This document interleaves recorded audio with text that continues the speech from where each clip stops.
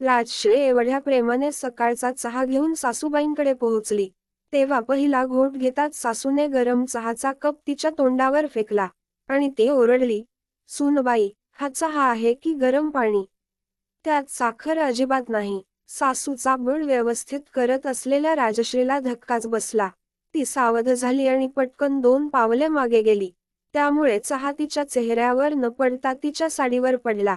भीतीने ती क्षणभर थरथर कांपली. विचार केला की तिचा चेहरा भाजला असता तर काय झाले असते. तिने पटकन तिची साडी झटकली आणि म्हणाली, "आई, तुम्ही हे काय करताय?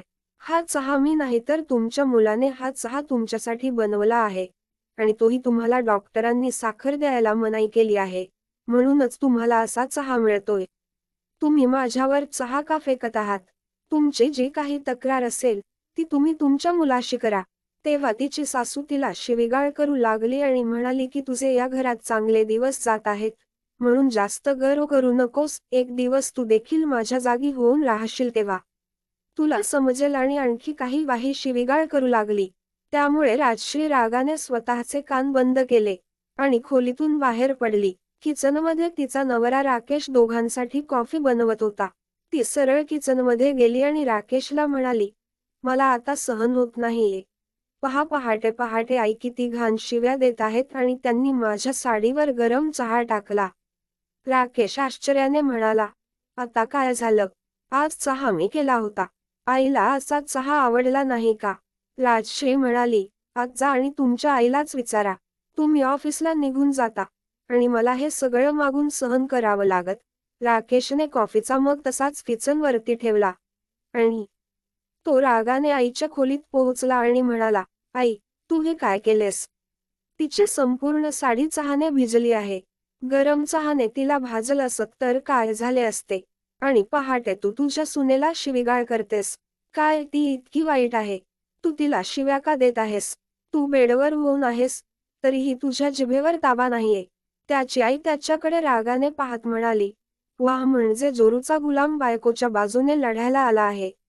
अरे, मी तिची सासू आहे आणि सासूला शिवीगाळ करण्याचा अधिकार आहे. मान्य आहे की माझ्या पाठीच्या दुखापतीमुळे डॉक्टरांनी मला बेड रेस्ट घेण्यास सांगितले आहे. पण याचा अर्थ असा नाही की माझे तिच्याशी प्रेमळ नाते असेल. ती माझी शत्रू आहे आणि माझी शत्रूच राहील." राजश्री रडू लागली आणि म्हणाली, "आई, मी तुमचे काय नुकसान केले आहे, म्हणून तुम्ही असं बोलत आहात?" तेव्हा तिची सासू रागाने म्हणू लागली, "काय करणार तू?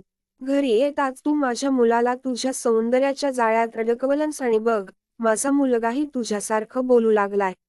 आई विरोधात आपला मुलगा आपल्या बायकोसाठी लढतो आहे, यापेक्षा वाईट दिवस कोणता असू शकतो?" राकेश चिडून म्हणाला, "अगं आई, थांब. तू काय बोलत आहेस? मी बाजू घेत नाही. तू पहाटे घरात शिव्या देत आहेस. मग मला हे सगळं आवडेल का? जर मी तुला थोडं समजावून सांगितलं, मग आता मी तुझा मुलगा नाही का?" तुझ्या या सर्व कृत्यांमुळे राजेशने पत्नीसह घर सोडले आहे. नाहीतर आपण एकत्र कुटुंब म्हणून केवढ्या आनंदात राहिलो असतो. ती रागाने म्हणाली, "मग तू पण मला सोडून निघून जा. तुला कोणी अडवले आहे?" राकेशचे डोके रागाने फुटू लागले.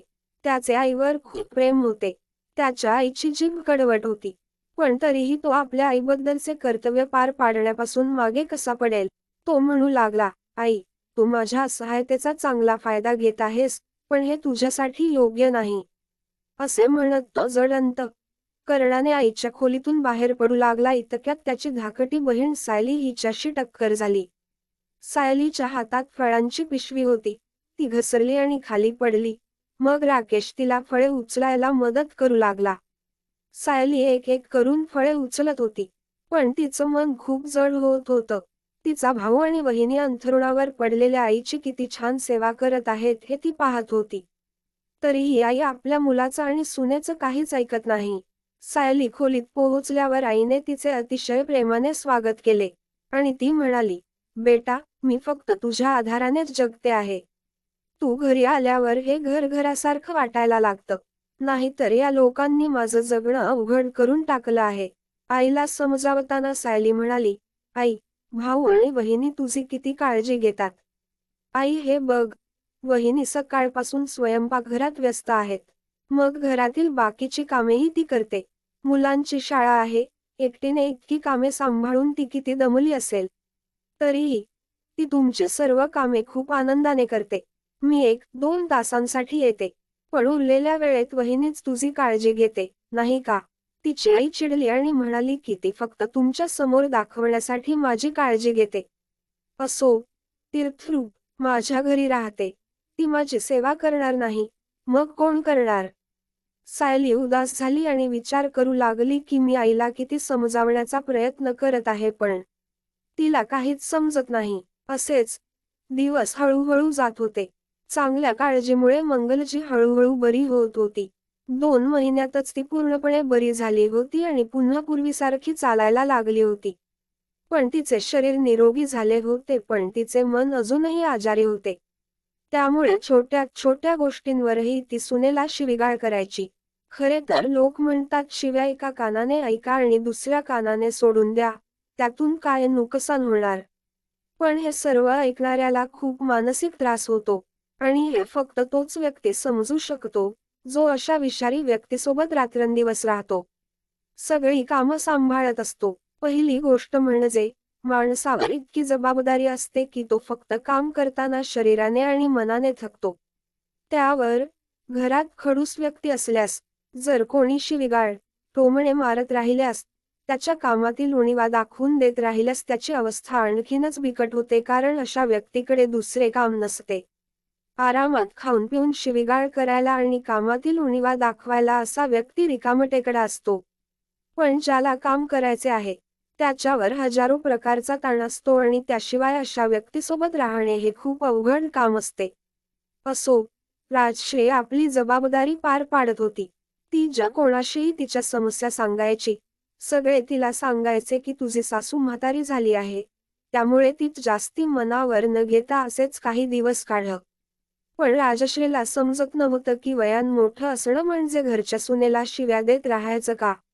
एके दिवशी सायलीने तिच्या आईला फोन केला तेव्हा ती खूप अस्वस्थ झाली. ती म्हणू लागली, आई, माझी सासू पायऱ्यांवरून घसरून खाली पडली आहे. आणि त्यांच्या पायाला खूप दुखापत झाली आहे. डॉक्टरांनी त्यांना महिनाभर बेड रेस्ट घेण्यास सांगितले आहे. त्यानंतर एक्स-रे करून पाहू की पायाची स्थिती काय आहे. हे ऐकून मंगलजी जरा उदास झाल्या आणि म्हणाल्या, मग तुला तुझ्या माहेरी घरी यायला वेळ मिळणार नाही. सायली म्हणू लागली, आई, अशा वेळी वहिनींनीही रात्रंदिवस तुझी सेवा केली आणि तिलाही आई वडिलांच्या घरी जायला वेळ मिळाला नाही. मग काय झालं? सध्या माझी इथे जास्त गरज आहे. माझ्या सासरच्या घरी. बरं, हळूहळू दिवस जाऊ लागले. एके दिवशी परत एकदा सायलीचा फोन आला की ती तिला भेटायला घरी येत आहे. मंगलजी खूप आनंदी झाल्या. तिने आपल्या सून राजश्रीला बोलावले आणि म्हणाली, बघ, तुझी नणंद घरी येत आहे, तेव्हा तिच्या आवडती भेंडीची भाजी, डाळ, वरण, भात आणि गुलाबजाम बनव. आणि थोडे पापड पण तळून घे. राजश्री पण खुश होती, कारण ती सुद्धा सायलीला बरेच दिवस भेटली नव्हती. सायली घरी आल्यावर राजश्रीने चहा आणि पोहे देऊन तिचे स्वागत केले. सायली एकदम अस्वस्थ दिसत होती. ती आपल्या आई आणि वहिनी जवळ येऊन बसली आणि बोलता बोलता ती म्हणू लागली, आई, आजकाल माझ्या सासूबाईंची जीभ खूप कडवट झाली आहे. बेडवर होऊन ती मला शिव्या देत राहते. मला तिच्यासोबत जास्त वेळ बसता येत नाही, म्हणून ती सारखी म्हणत असते की माझी सून सुद्धा माझी काळजी घेत नाही. मला कचऱ्यासारखं एका खोलीत ठेवण्यात आले आहे. आता तूच सांग आई, मला मुलांचा सांभाळ करायचा आहे, घरची सगळी कामंही मलाच सांभाळायची आहेत. वर माझ्या सासूबाई अंथरुणाला खिळल्या आहेत, त्यामुळे तिची सगळी कामं मलाच करावी लागतात. अशा परिस्थितीत जर मला फारसा मोकळा वेळ मिळत नसेल तर मी त्यांच्या जवळ बसलो नाही तर माझ्या सासूबाई मला शिव्या देत आहेत. बेडवर होऊन ती मला शिवीगाळ करत आहे. तूच सांग आई, हे वागणं योग्य आहे का? मंगलजींचा चेहरा रागाने लाल झाला. त्या म्हणाल्या, अग विहीनबाई, असं कसं करू शकते? इतक्या जबाबदाऱ्या माझ्या सुंदर मुलीवर येऊन पडल्या आहेत. आजच्या काळात आपल्या अंथरुणाला खिळलेल्या सासूची इतक्या चांगल्या प्रकारे सेवा करणारी सून त्यांना मिळाली याचा त्यांना आनंद वाटला पाहिजे. तरीही त्यांना काय अडचण आहे की ती तुला शिवीगाळ करत आहे?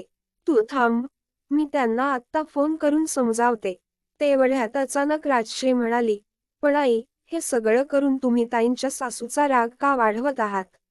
असे समजावून सांगून कोणालाच समजत नाही. तुम्ही पण जेव्हा बेडवर होता तेव्हा मला शिवीगाळ करत होता. आणि जेव्हा राकेशने तुम्हाला समजावण्याचा प्रयत्न केला तेव्हा तुम्ही म्हणालास की मी बेडवर पडलो असलो तरी मी तिची सासू आहे आणि मला शिवीगाळ करण्याचा अधिकार आहे. त्यामुळे आज तुम्ही सायली ताईला हेच समजावून सांगा की बेडवर पडलेल्या सासूलाही शिवीगाळ करण्याचा अधिकार आहे. तर मग त्यांच्या सासूला समजवायचा प्रयत्न का करायचा? आता मंगलजींच्या चेहऱ्यावर अस्वस्थता पसरली होती. तिला काहीच बोलता येत नव्हते. सुनेच्या चेहऱ्यावर अगणित दुःख दिसत होते. मंगलजींचा चेहरा नतमस्तक झाला. सुनबाई, तुझं बरोबर आहे. जेव्हा मी सासू म्हणून तुला शिव्या देत होते तेव्हा मला खूप मजा येत होती. पण माझ्या मुलीसोबत हे सगळं होत असताना मला बरं वाटत नाही. आई म्हणून माझं मन दुखत आहे. पण मी कधीच तुझ्या वेदना समजून घेण्याचा प्रयत्न केला नाही. तुझ्या सासूबाईंची सेवा करणे हे तुझे कर्तव्य आहे असे मला वाटले. तू तुझे कर्तव्य बजावत आहेस. पण तुला मान द्यायची जबाबदारी माझीही होती. हे बोलता बोलता तिचा आवाज गुदमरून गेला. मग ती आपल्या मुलीला म्हणू लागली, माफ कर बेटी, हे तुझ्या सासूबाईंना कसं समजावू? तर मीच ती चूक केली आहे. असे बोलून ती रडू लागली. आईच्या डोळ्यातून अश्रू वाहत बघून सायली हळूच उठली आणि आईजवळ आली आणि म्हणाली, आई, रडू नकोस, मी जे काही बोललो ते तुला तुझ्या चुकीची जाणीव करून देण्यासाठी बोलले. माझी सासू खूप छान आहे आणि ती माझ्याशी खूप गोड वागते. उलट आजकाल अंथरुणावर पडलेल्या माझ्या सासूबाईंची सेवा करत असताना त्या माझ्या आणखीनच जवळ आल्या आहेत. ती सर्व नातेवाईकांना फोन करून माझी स्तुती करते. शिवीगाळ करणे खूप दूरची गोष्ट आहे. आपल्या मुलीचे शब्द ऐकून मंगलजी आश्चर्याने तिच्या चेहऱ्याकडे पाहू लागल्या. 2 क्षण तिथे शांतता पसरली. मग त्या आपल्या मुलीला मिठी मारून म्हणाल्या, सायली, आज तू माझे डोळे उघडलेस. मग तिने आपल्या सुनेकडे हात पुढे केला आणि म्हणाली, तू पण इथे ये आणि आजपासून मी तुला कधीही शिवीगाळ करणार नाही किंवा वाईट शब्द बोलणार नाही असे वचन देते. राजश्रीनेही सासूबाईंना प्रेमाने मिठी मारली. आपल्या नणंदबाईकडे पाहून तिने आईला योग्य क्षणी आपली चूक लक्षात आणून दिल्याबद्दल तिचे आभार मानले. मित्रांनो, असे अनेक लोक आहेत जे आपण आजारी पडल्यावर किंवा अंथरुणाला खिळून असतानाही आपल्या सुनांना शिवीगाळ करतात.